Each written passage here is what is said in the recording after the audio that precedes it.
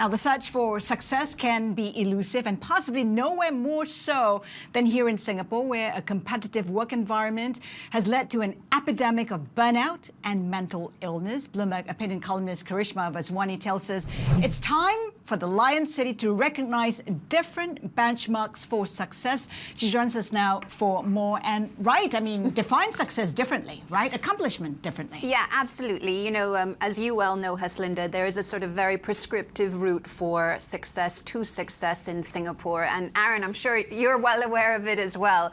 It's all about gaining access to a good education, doing really well in school from a very young age, and, you know, having that sort of pressure cooker mentality all the way through your academic life, getting the right job, and then going on to get a flat with your partner and, you know, a very expensive car if you can afford it. And those are sort of the trappings of success. But a lot of people in Singapore are consistently feeling overwhelmed by this. And the statistics are quite remarkable and quite worrying, actually, because what they point to is this silent epidemic of mental illness, as well as a feeling of being really stressed out, that the government is trying to tackle and to approach. But I think having these discussions in the open, as we are today, and as I've written about in my column, goes a long way to sort of destigmatizing all of this. And your column also highlights one person in particular, a 31-year-old retiree who says, you know what, there's a better way to spend your life. The question really is, how realistic is that in a country like Singapore, where its only resource is people. And, you know, I have to point out, and I think he has as well, that his case is really unusual, Ashish Kumar. You know, he has the sort of liberty to be able to say at 31, I don't need to work anymore, because he's comes from a relatively privileged, background, not in terms of how much we know about his family wealth, but certainly he's been able to park his money away from the time that he's been working. He doesn't have any debts or liabilities. He's made a decision not to get married, not to have children at this point in his life, and so he's sort of free. And I think based on that, he's said, right, I'm going to retire, and he's done that at age 31, and more power to him, right? But for the rest of us, like, how realistic is that, as you point out, Haslinda?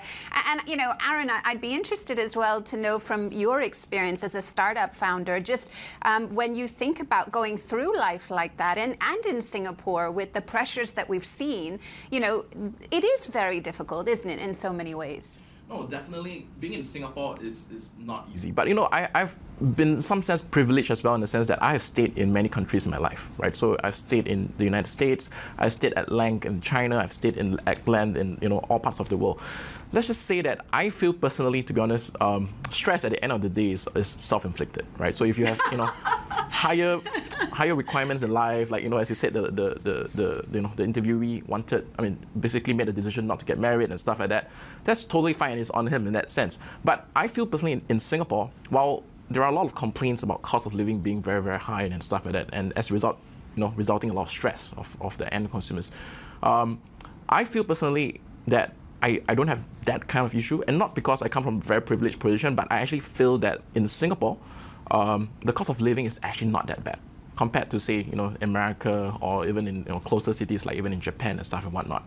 Living, right? You know, if you are living in a flat, for instance, it doesn't cost that much. Or for that matter, healthcare, right? We have extremely great healthcare in that standpoint.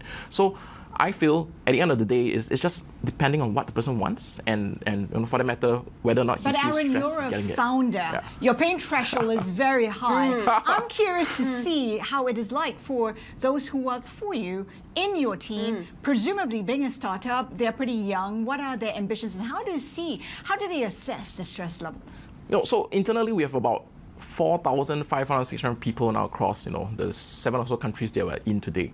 A good proportion, as you correctly say, ma'am, are folks that are, you know, between 20 to 35 years old of age.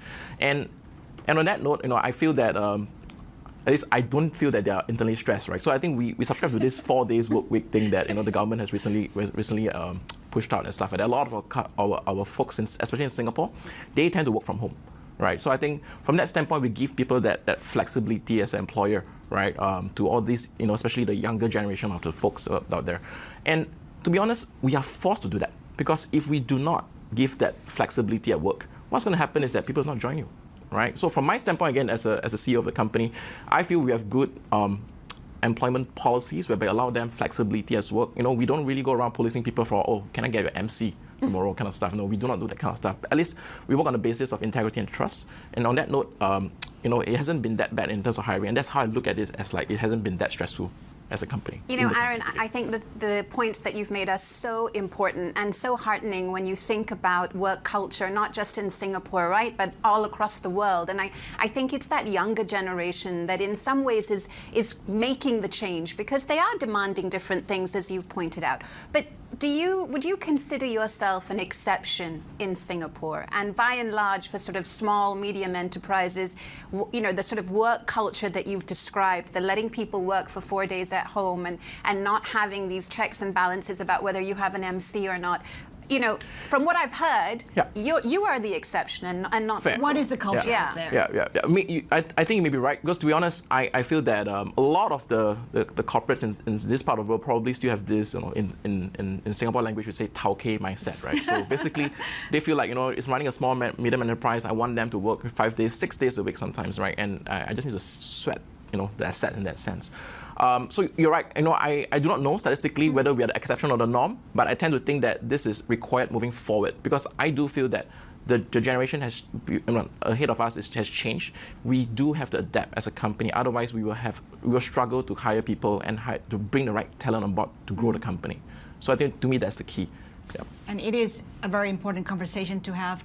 Carro CEO Aaron Tan and Bloomberg opinion columnist Karishma Vaswani, thank you so much for being with us today.